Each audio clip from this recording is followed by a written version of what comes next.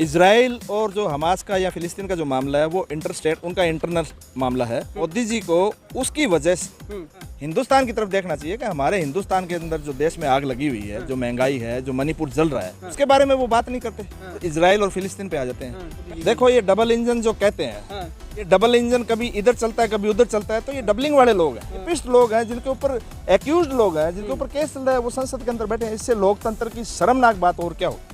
श्री राम सबके हैं, श्री कृष्ण सबके हैं, वाहेगुरु सबके हैं, अल्लाह सबके हैं।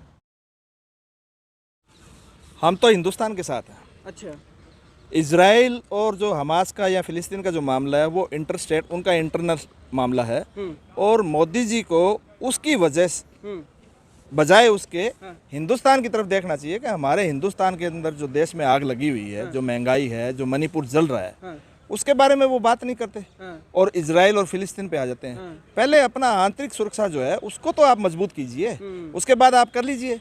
फिर ये किया धरा सारा इनकी टीम है जो गोदी मीडिया, वो इस चीज़ को फैलाने में लगी हुई है ताकि एक जाति को बदनाम कर दें और हिंदुस्तान से इनका बदनाम करके हम 2024 का जो मुद्दा एजेंडा है उसको लेके हिंदू मुस्लिम करके वो फैलाना चाहते हैं। परंतु हमारे राहुल गांधी जी ने जो भारत जोड़ो यात्रा का एक बेस दिया था, एक टिप दी थी कि नफरत की दुकान में, नफरत के बाजार में मोहब्बत की दुकान खोल रहा हूँ, वो इनका काउंटर हुआ इस चीज का।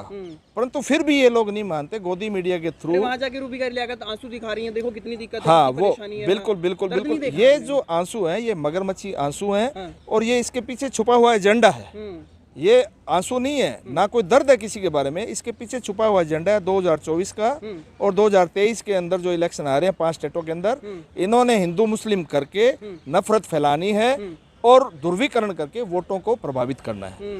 जैसे ये चीज कैसे देखते हैं, पहले इजराइल का समर्थन किया कि इजराइल के साथ खड़े हैं, उसके बाद वहाँ पे मेडिकल सुविधा हो, खाना पीना हो, सब कुछ फिलिस्तीनियों को बांट दिया, तो ये दोनों तरफ कैसा आप देख रहे हैं मोदी जी? देखो ये डबल इंजन जो कहते हैं, इंजन तो गाड़ी के अंदर एक ही होता है तभी चलती है। ये डबल इंजन कभी इधर चलता है कभी उधर चलता है, तो ये डबलिंग वाले लोग हैं। ये डबलिंग वाले लोग हैं। 15 लाख महंगाई, 2 करोड़ रोजगार, ये सारा कुछ लाल आंखें दिखाना, ये सब कुछ करके फिर पाकिस्तान में बिना बताए देश के वहाँ चले जाते हैं, वहाँ दावत उड़ा के आते हैं। तो इन लोगों का ये डबल स्टैंडर्ड वाले लोग हैं, दोगले लोग जिनको बोलते हैं। तो इनका कोई मतलब नहीं है, कभी इजराइल की तरफ जाएंगे कभी फिलिस्तीन के पास जाएंगे, वहाँ का खाना खा के, वहाँ के लोगों की आवभगत करवा के, और यहाँ पे आप गोदी मीडिया के थ्रू करना चाहते हो, हिंदू मुस्लिम करना चाहते हो। इनका एक एजेंडा है, चुनावों के अंदर ये नफरत फैलाना चाहते हैं और जाति को और धर्म को बांट के भाई भाई को लड़ाना चाहते हैं। ये एजेंडा मुद्दे खत्म हो गए हैं क्या हमारे देश के अंदर? जी 2-2 लाख रुपए लेके। हाँ वही मैं कह रहा हूँ आपको कि मणिपुर वाला है।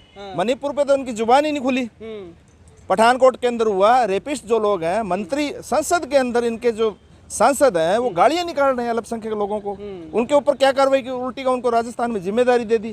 पहलवानों के साथ शोषण हुआ, जो मंत्री जो रेपिस्ट लोग हैं, जिनके ऊपर एक्यूज्ड लोग हैं, जिनके ऊपर केस चल रहा है, वो संसद के अंदर बैठे हैं। इससे लोकतंत्र की शर्मनाक बात और क्या हो। नहीं, अब असम के मुख्यमंत्री को आपने सुना होगा, बोला होगा ये हिंदुओं का देश है, मुसलमानों का यहाँ काम नहीं है। ये बयानबाजियां तेज हो गई कैसे? ये बयानबाजियां इसलिए हो गई, हमारे राजस्थान के अंदर 25 सांसद हैं। 25 सांसद सिर्फ गूंगे और बहरे हैं। हमारे यहाँ ERCP का मुद्दा है राजस्थान के अंदर, 14 जिलों का नहरी मुद्दा, पानी का मुद्दा। उस पर मोदी जी खुद बोल के गए थे कि यहाँ ERCP का होना चाहिए। उस पर गहलोत साहब काम भी कर रहे हैं, 9,000 करोड़ रुपए उन्होंने इश्यू भी कर दिया। परंतु ये सेंट्रल गवर्नमेंट उन 14 जिलों को नहीं देखती।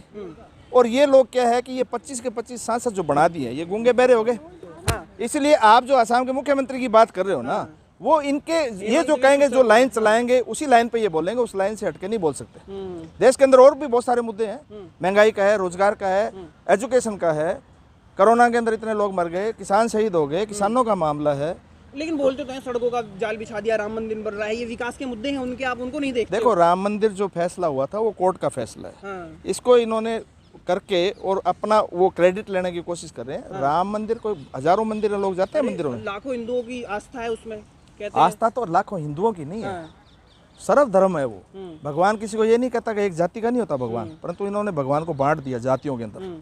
जय श्री राम कोई जरूरी नहीं कि सब नहीं लगा सकते, हम भी लगा सकते हैं, हिंदू मुसलमान सब लगा सकते हैं। इस देश के अंदर सभी जातियों के, सभी धर्म के, सभी भाषा के लोगों को रहने का अधिकार है। ये लोकतांत्रिक देश है, ये किसी एक जाति का नहीं है। श्री राम सबके हैं, श्री कृष्ण सबके हैं, वाहेगुरु सबके हैं, अल्लाह सबके हैं।